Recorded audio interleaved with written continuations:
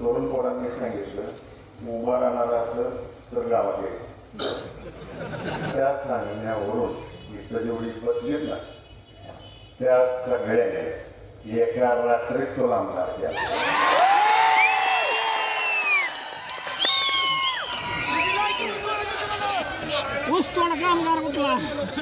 आणि तुला एका रात्रीत तुझं पार्सल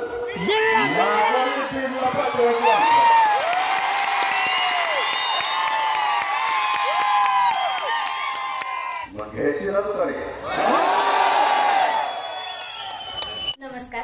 संपूर्ण महाराष्ट्रासह आपल्या जिल्ह्यातील व तालुक्यातील ताज्या घडामोडी मोबाईलवर पाहण्यासाठी तेज महाराष्ट्र वार्ताला जर तुम्ही युट्यूबवर पाहत असाल तर फॉलो आणि शेअर नक्की करा. जर फेसबुकवर पाहत असाल तर नक्की फॉलो करा.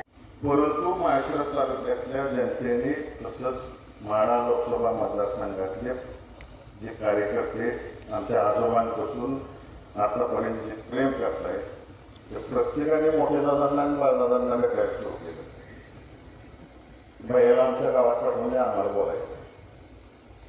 मग बाळदादांनी सांगितलं सगळ्यांनी मोठ्या दादांनी सांगितलं जा प्रत्येक गावात जावा लोक काय म्हणते ते ऐकून. साहेब मी प्रत्येक गावात गेलो.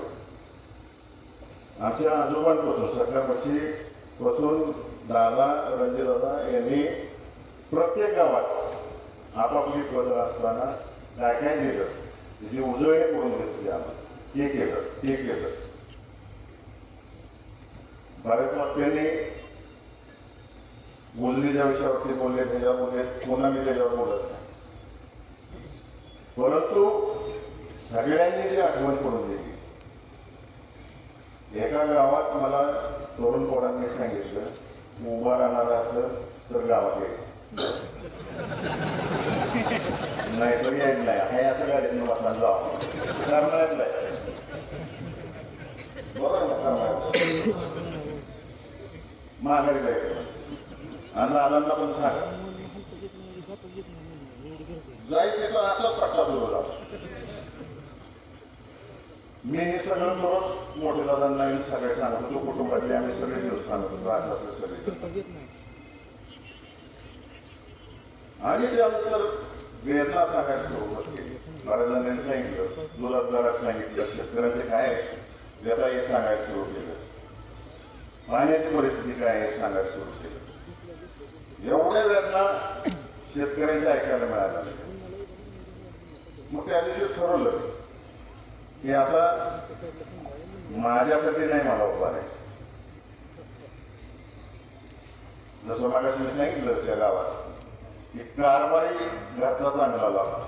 कारभारीने कसलाही करण्याचा या सोलापूर जिल्ह्यातील आणि माढा लोकसभा मतदारसंघातील लोकांना चांगला कारभारी पाहिजे.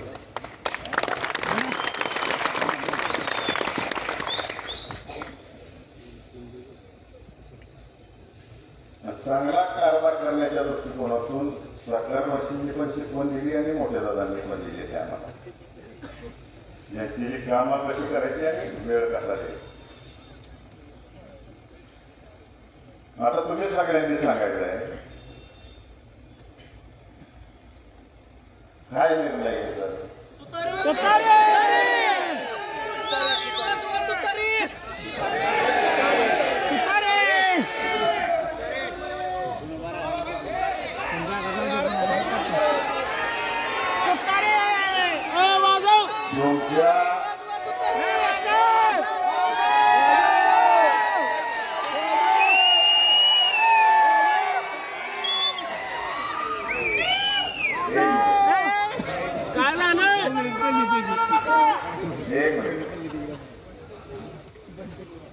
काही जणांनी प्रश्न विचारला मागच्या वेळेस पवारसाहेबांना सोडून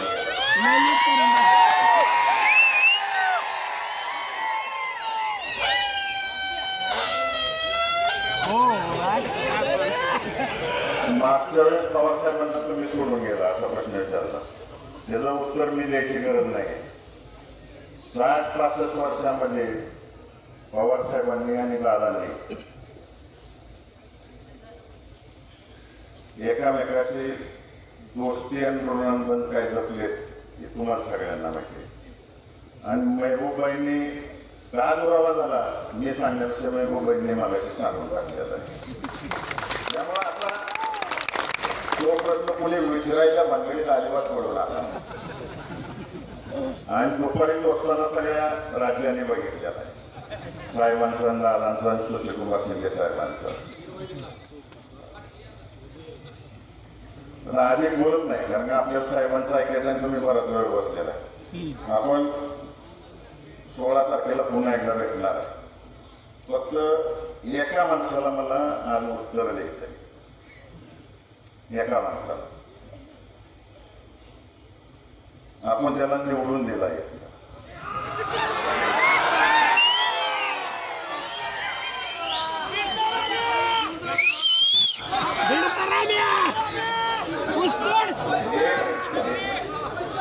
एक मिनिट डबल पलटीला आवाज आहे त्याला. त्याला मांडव्यात एक प्रश्न विचारला. मांडव्यात म्हणला 70-75 वर्षात काय विकास झाला ते मी या 5 वर्षात केला. मी फक्त 2.5 वर्षात केला. मी फक्त एकच उत्तर देतो. दादांच्या सांगण्यावरून इथं जेवढी बसलीत ना त्या सगळ्याने एका रात्रीत तो लांबणार केला.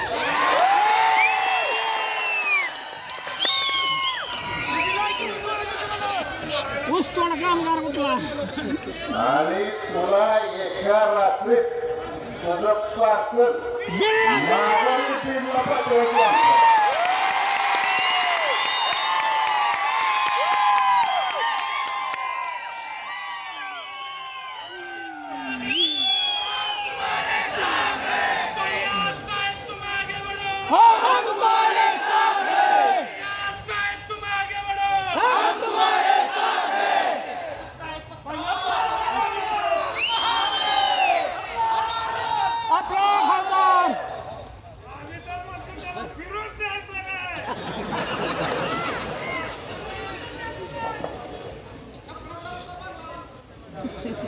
शेवटचं बोलतो मी. छपरी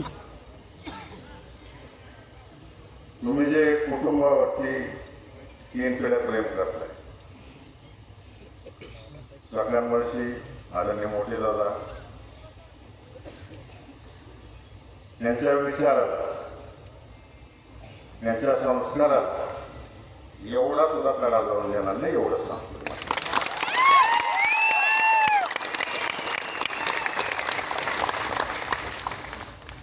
मग घ्यायची ना तरी